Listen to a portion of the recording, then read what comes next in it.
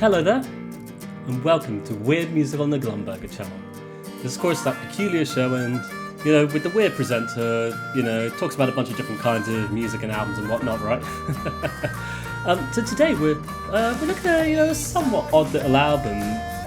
It's an incredibly charming one, to be fair, but it only comes in at 17 minutes in length, right? So I have a bit of a feeling that this review might end up being longer than the album itself, but you know what? It's fine. Just because it's short, it doesn't mean it packs any less of a punch. So today, I present you the debut album from Home Is Where, I Became Birds.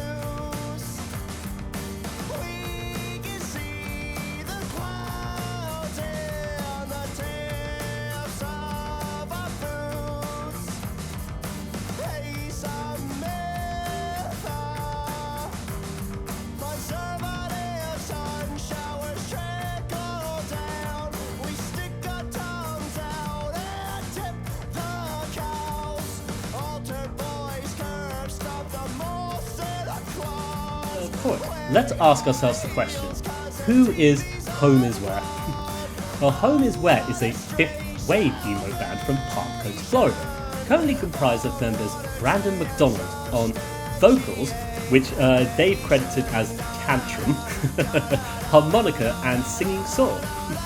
Then you get Tilly Comoroni on guitar, Josiah Gardella on drums, and Connor Fat Slaps O'Brien on bass. And part of the fifth wave of emo bands, it seems. I don't know much about the waves and stuff. There's a bunch of bands I like within the sort of emo revival genre, but I don't know much about the waves as such. But Home Is Where, they seem to have been making a name for themselves with their incredibly inventive and DIY aesthetic when it comes to the genre, melding together some, rather peculiar disparate influences, it seems, into this weirdly harmonious album experience that just works. So, I Became Birds, the debut LP from Home Is Where. Album features old member Trace George on guitar, as well as a number of guest musicians playing a lovely variety of different instruments like horns and strings, and including a whole host of people described as the Puppy Petter Choir. More on that later. So, I Became Birds, described by the band as being, an LP and their debut LP, which is, fascinating to me, considering it's just 17 minutes in length. It's incredibly short.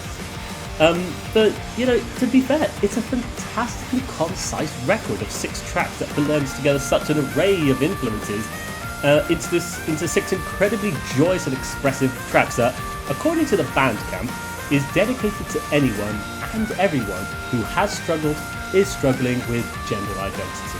So, what a lovely sentiment, right?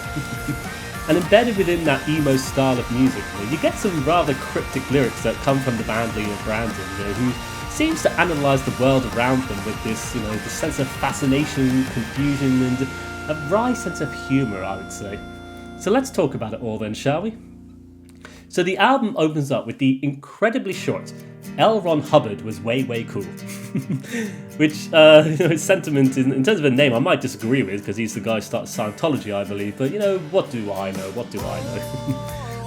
To be fair, a lot of the sentiments behind the track names kind of feel a bit tongue-in-cheek, which is very typical of the genre if you ask me. But to be fair, I like how long names like this, kind of paint that picture in your mind when you read them. But yeah, this is our introduction to the entire album, pushed along by acoustic guitar and the drums, before ending on a lovely moment of loud electronic distortion, and wonderful horn section as well. It's a lovely track that, just paves the way nicely for us and immediately creates for us, the listeners, a really joyous experience, it feels, to introduce ourselves to before it all just goes right into the next track. The next track, Long Distance Conjoined Twins. And man, this is one of those tracks that it just puts a smile on my face, and it just has this wonderful infectious energy that oozes out from every second of this song. Pushed along by a rather joyous beat and sort of an acoustic riff there that reminds me so much of Neutral Milk Hotel, and even the more chaotic moments of Neutral Milk Hotel as well, which is very cool, I think. But also, you've kind of got this weird sort of Bob Dylan-esque harmonica at the beginning before McDonald just sings away, holding their voice, just right there it seems, before straining certain notes so satisfyingly it seems. And I don't know why, but I just think there's something brilliant and wonderful about hearing vocalists sing in this way, It's very atypical of the genre, I feel, but I just adore it. I love hearing it because it's so full of passion and energy and wonder, and I have to say as well, there's some wonderful moments where they just effortlessly slide the word they're holding onto in such an aggressively angry and cathartic scream that never overwhelms or sounds out of place, It just sounds passionate, brilliant, and I think, without a doubt, this might be one of my favourite songs across this whole record. It's just so wonderful to hear. From there we get sewn together from the membrane of the great sea cucumber. Another long, complicated name.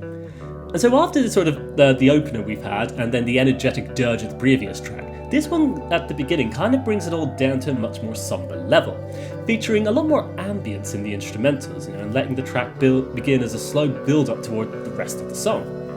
And then it starts to really drive forward with the chorus, which is such a memorable chorus. It might not even be a chorus, but just a section in the middle, where they just belt out, "I want to pet every puppy I see," which has just a beautifully charming sentiment to it, I think, and it's kind of funny, but also lovely, because it seems to come from such a genuine, heartfelt place. But what's lovely as well is, as they're singing it, the choir, what was her name again? I didn't want to get this right. The Puppy Petter Choir.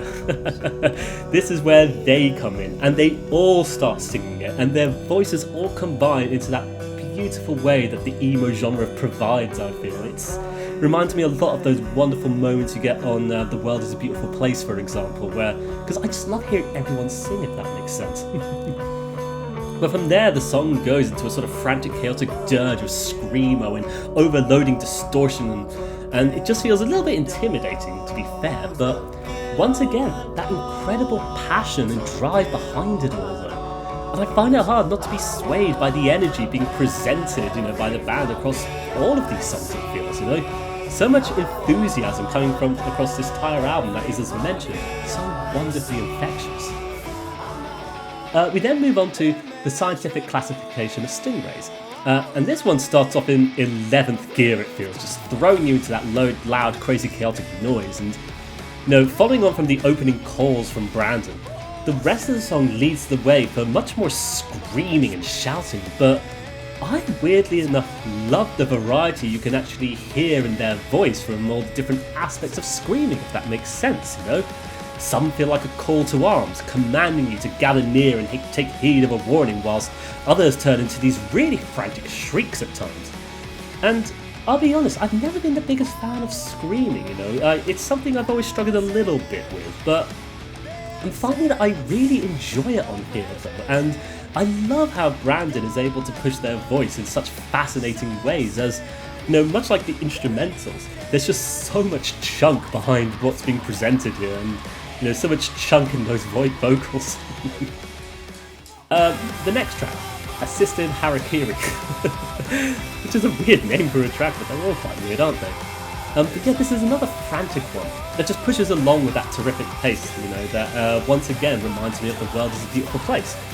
And for me, it reminds me specifically from that middle section in the debut album from The World Is a Beautiful Place, Whenever If Ever, where following on from the track Heartbeat in the Brain, you get all these instrumentals playing so frantically but so tightly with one another, it just flows into this sort of concise song thing, and you get that a lot here, I'd say, It all just follows this drum pattern, so brilliantly.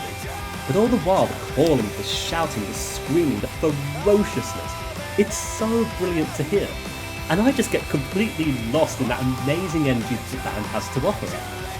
And what a wonderful ending to this one as well, where the harmonica somehow breaks through the noise with such high-pitched squeals that fit so perfectly amongst those very instrumentals. Truly fantastic. And then, almost as soon as it's begun, we get to the final track, The Old Country. And this one brings us back to the acoustic guitar, the Neutral Milk Hote style of things, embedding a charming sound in amongst a sort of simplistic guitar pattern of chords.